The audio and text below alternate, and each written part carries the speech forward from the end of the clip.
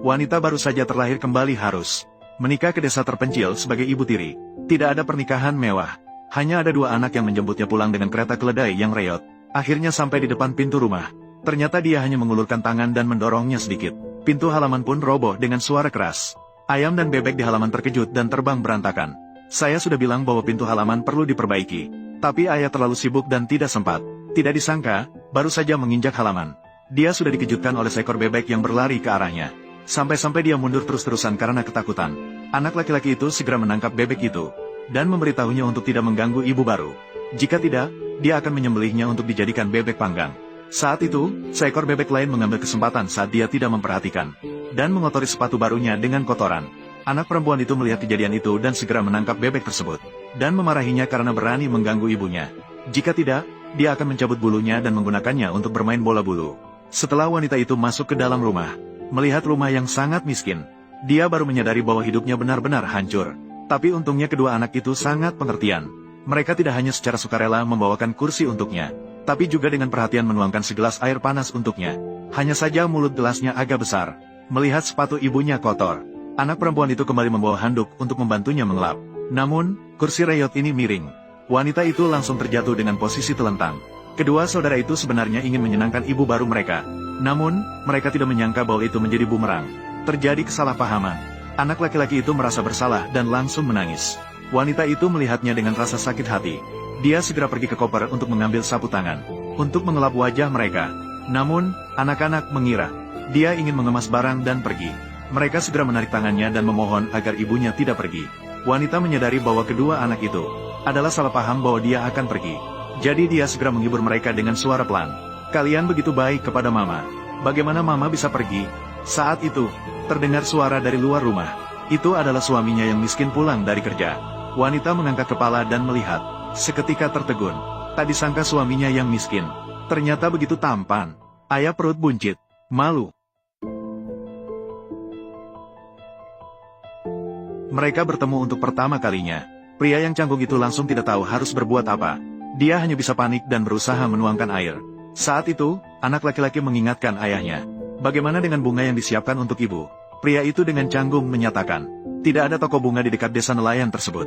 Hanya ini yang ada di dalam tasnya." Semoga dia tidak keberatan. Melihat tas yang kusut, wanita berpikir meskipun itu bunga liar yang dipetik di pinggir jalan, tetap harus menerimanya dengan senyuman. Tidak boleh mengecewakan semangat anak-anak. Tapi baru saja menerima tas itu, hampir saja membuatnya tenggelam. Saat dia membuka, dia terkejut. Ternyata ini adalah seikat yang terbuat dari emas murni. Bunga tangan emas. Wanita itu tidak percaya dan menggigit bibirnya. "Ya, ini benar. Ah, ini beratnya sekitar 20 atau 30 pon, kan? Ini harganya berapa?" Melihat ekspresi terkejut wanita itu, pria itu masih mengira dia tidak suka. Anak perempuan itu mengklaim bahwa kakak laki-laki dan ayahnya semuanya adalah anak laki-laki. Sama sekali tidak mengerti pikiran anak perempuan. Detik berikutnya, dia mengeluarkan jam tangan berlian seharga 1 juta. Diberikan kepada ibu. Wanita itu bahkan tidak bisa membayangkan. Tunangannya yang dibenci adiknya ternyata sangat kaya. Ternyata yang memiliki ikatan pernikahan dengan pria itu adalah adik perempuan wanita itu. Namun adiknya menyukai kekayaan dan membenci kemiskinan. Tidak menganggap serius orang yang membesarkan ikan di desa ini. Bahkan membenci dia yang membawa 2 anak. Memaksa kakaknya untuk menukar tunangan demi dirinya. Akhirnya adik perempuan menikah dengan bangsawan yang disebut-sebut di kota. Sedangkan dia menikah dengan peternak ikan di desa. Tanpa disadari, pria itu bukanlah nelayan biasa. Dia tidak hanya mengontrak seluruh wilayah laut untuk budidaya. Dan keluarganya juga memiliki hotel perdagangan luar negeri, sektor pariwisata dan industri lainnya. Wanita itu baru menyadari bahwa dia tidak menikah dengan nelayan miskin seumur hidupnya, melainkan seorang yang benar-benar kaya raya. Belum sempat dia bereaksi, pria itu sudah memberikan kepadanya buku tabungan senilai jutaan sebagai uang saku. Melihat angka 0 yang berderet di atasnya, dia terkejut. Namun, anak laki-laki di sampingnya berkata bahwa ayahnya pelit. Seharusnya semua uang di rumah dikelola oleh ibu. Begitulah, dia memiliki semua uang dan dokumen rumah di rumah, menguasai kekuasaan keuangan keluarga. Malam itu saat tidur, 2 anak itu memeluk bantal. Mereka bersikeras ingin tidur bersama mereka. 2 saudara yang kecil tapi cerdik ini ingin menjodohkan orang tua mereka, segera memiliki anak ketiga. Begitu, kamu mendorong sedikit, aku mendorong sedikit. Keduanya segera kehabisan tempat. Akhirnya, wanita itu sedikit bergerak, dan tanpa sengaja terjatuh di atas suaminya. Dalam tatapan saling bertemu, pria itu hampir tidak bisa menahan diri. "Bisakah kamu bergerak sedikit keluar? Kamu menyentuhku." Anak ini tidur sangat tidak nyaman. Saya geser sedikit. Namun, anak laki-laki itu memberikan bantuan yang tak terduga. Dia langsung mencium. Ini membuat wanita itu langsung merasa malu. Ketika bangun keesokan harinya, suami sudah pergi bekerja lebih awal. Hanya meninggalkan secari kertas di tepi tempat tidur. Mengatakan kepada wanita itu untuk makan siang bersama di restoran mewah. Wanita itu langsung merasa, dia adalah orang paling bahagia di dunia. Sementara itu, adik perempuannya tidak seberuntung itu. Dia hanya ingin membeli baju seharga 10 yuan. Suaminya merasa itu terlalu mahal. Dia mengangkat tangan dan menamparnya. Ternyata suaminya yang merupakan bangsawan adalah seorang penjudi. Dia sudah menghabiskan semua harta keluarga. Menikahinya hanya untuk menipu mahar, agar bisa bangkit kembali, untuk menjaga adiknya. Dia bahkan membuat rencana besar, mengatakan bahwa dia mendengar, orang kaya Zhou akan makan di hotel siang ini. Asalkan bisa mencapai kesepakatan, nanti adiknya bisa membeli apapun yang dia mau. Namun, adiknya juga bodoh-bodoh percaya pada kata-katanya. Namun saat pergi makan di hotel, adiknya hanya memesan beberapa hidangan berat. Dia langsung dimarahi oleh pria brengsek itu. Dia menyatakan bahwa makan malam ini bisa setara dengan gaji setengah tahun orang biasa. Namun, adiknya dengan wajah acuh tak acuh berkata, makan dengan orang kaya, tidak memesan beberapa hidangan berat. Bagaimana mereka bisa terlihat serius? Saat sedang berbicara, tiba-tiba melihat kakaknya datang dengan 2 anak juga di hotel.